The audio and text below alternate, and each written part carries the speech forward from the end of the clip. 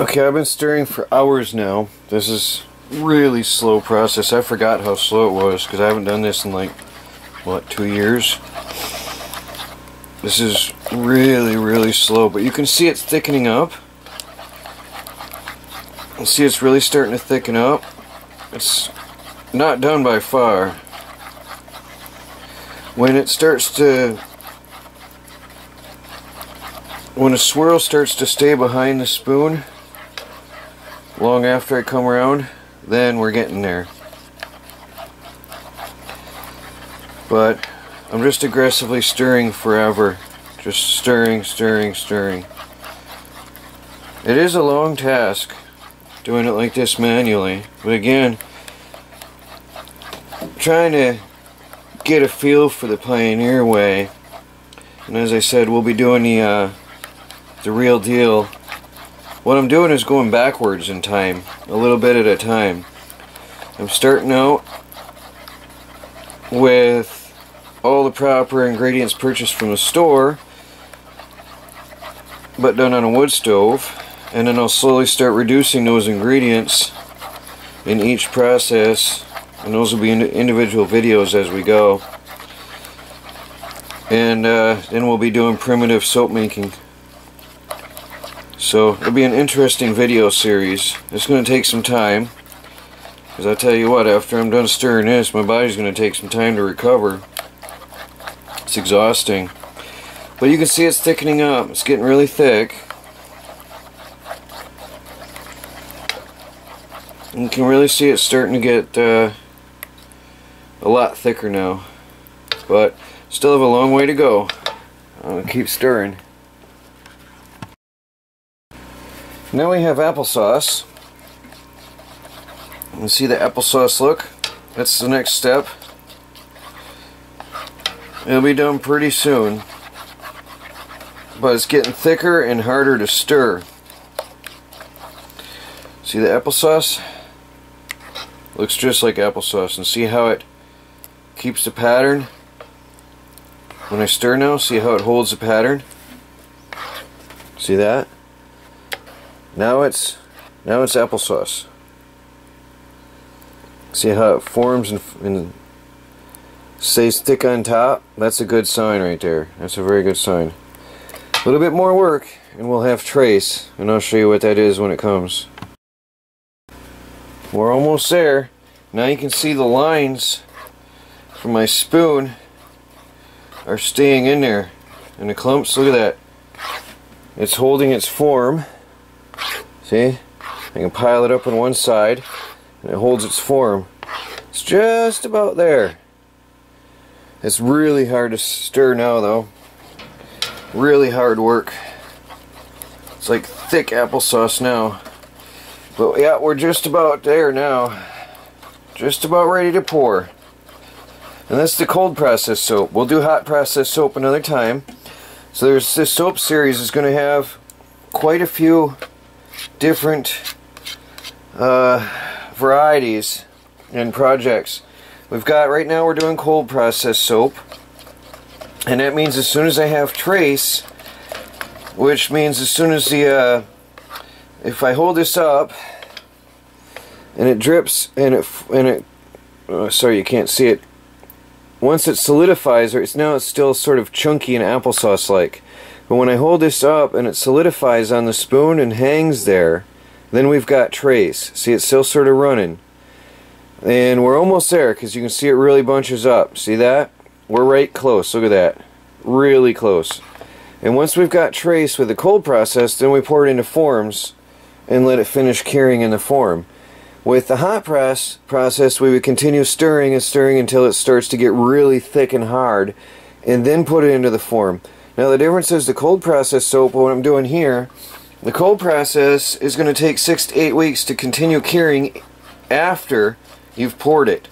The hot process soap, where you continue stirring with heat and continue agitating it, the hot process soap is usable within days.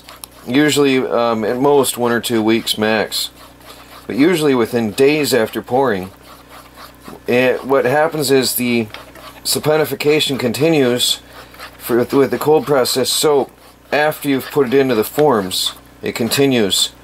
And that process takes some time until all the lye is used up and has converted all the oil into soap. Once all the lye is used up, then it is good for your skin, and it's actually very, very healthy. And there's no more lye, it's actually converted completely. So with a hot process, that's completely done in the pot while you stir and before you put it into the forms.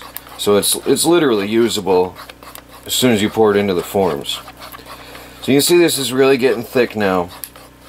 So I'll show you once I've got trace, and then we'll take it over and put it in the forms. But we're pretty close.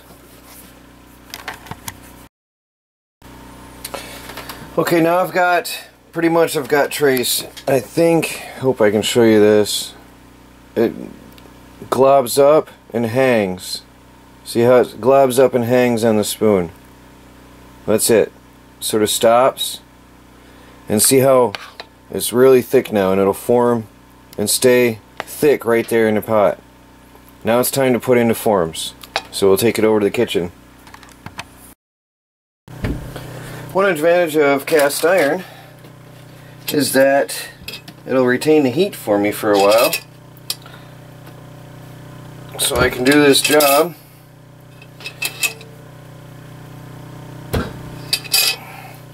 because once you get trace, you want to get this soap right in the forms right now.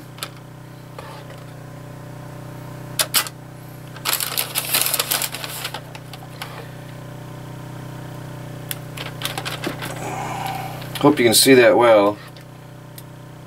Forgive the bluish color of my light. It's an LED light, and it is a bluish tint to it. I think I'm going to have 2 1-pound. Whoops, that's not good. Oh well, that'll stay there, I guess. That'll probably dissolve the aluminum. I got some behind there. I think I'll have 2 1-pound loaves basically here when I'm done. I'll put some more into this one. I'm going to equally distribute it between the 2 forms. Again, I have some nice silicone forms that I use, but I just can't find them right now because I'm building my tiny house and everything's in boxes. And I really want to do this soap while it's still winter. It's the best time. It's a nice winter project because you're heating the house anyway. Got the wood stove going. It's just perfect timing for it, for such a project. So I want to make a whole mess of soap now. Now this will just be for my use. Just my own personal use. Now what I like about the cold process soap, as you can see, it's like oatmeal right now. And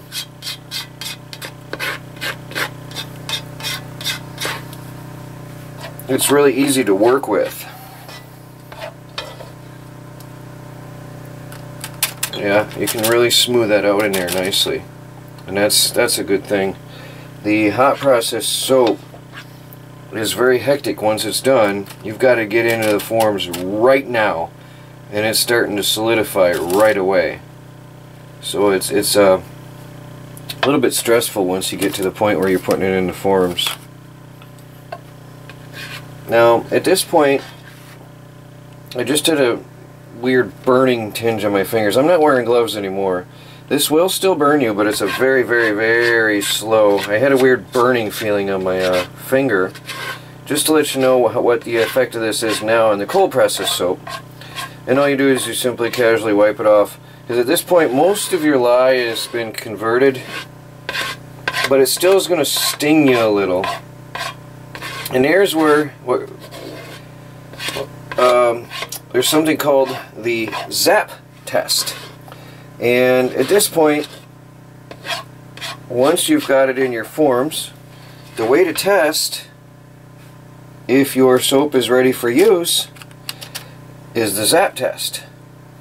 And what you do then is you touch it to your tongue. And if it zaps your tongue like a 9-volt battery, if anybody has ever done a 9-volt battery on the tongue, then you know what the zap test is. And if the thing zaps your tongue, if the soap zaps your tongue, then it's not fully cured yet. It needs to sit a while longer. So I had this mild burning on my finger. Of course it was, what do you call it, by a hangnail. I got a tiny little drop on my hangnail and it was burning gently. So I casually wiped it off. So at this point it's not really harmful. It's not really dangerous. It's just very mild. Because most of it is converted over now into your soap. But see, right now I'm not stressed at all. Now with a hot process soap, once we get going on that next time, it's going to be hot and heavy once I get putting into the molds. It's really a fast, at that point it's got to be done really fast because the stuff hardens up really quickly once you've taken it off the heat. But again, that's where the cast iron is going to help a lot.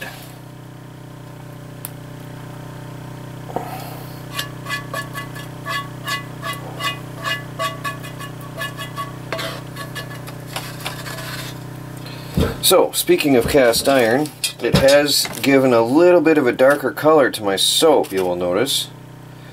If you're doing this for sale, it wouldn't be the optimal to use cast iron. It wouldn't be the nicest because it's going to give you a darker tint. So there you have 2 1-pound loaves of cold processed soap. There they are. Now, see, my pot is empty, and that is permanently going to be a soap making pot now, from now on. That's why I bought it for $3. And if you haven't seen me restore cast iron, you can go back to a previous video and see how I restored that from a horrible, horrible rust bucket that was sitting down in a wet, dingy basement. And I bought this pot for $3. It's a cast iron pot. And now I'm making soap, and that's why I bought it.